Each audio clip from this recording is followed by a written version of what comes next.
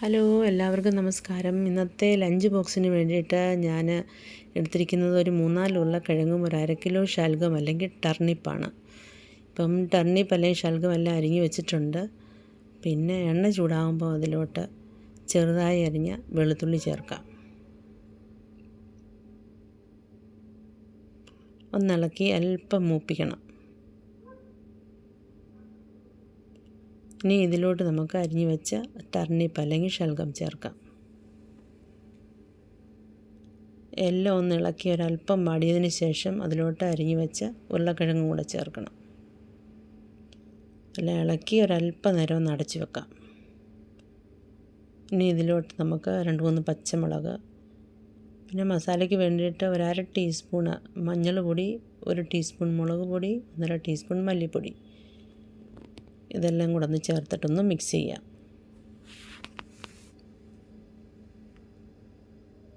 വെള്ളം ഒട്ടും ഒഴിക്കണ്ട, അല്ലാതെ തന്നെ നല്ലതുപോലെ വെന്ത് കിട്ടും.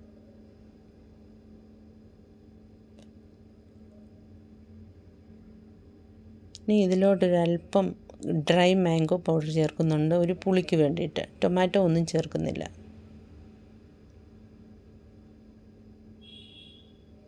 ഒന്നുകൂടെ ഒന്ന് ഇളക്കി ഒരല്പം നേരം അടച്ച് വെക്കണം. ആവശ്യത്തിന് ഉപ്പ് ചേർക്കാം. വീണ്ടും അടച്ച് വെച്ച് വേവിക്കണം. ഇപ്പം എല്ലാം വെന്തിട്ടുണ്ട്, നല്ലതായിട്ട് വെന്തിട്ടുണ്ട്, കണ്ടില്ലേ? ഇനി ഇതിലോട്ട് നമുക്ക് അരിഞ്ഞു വെച്ച മല്ലിയിലയും ഒരല്പം ഗരം മസാലയും കൂടെ ചേർക്കാം.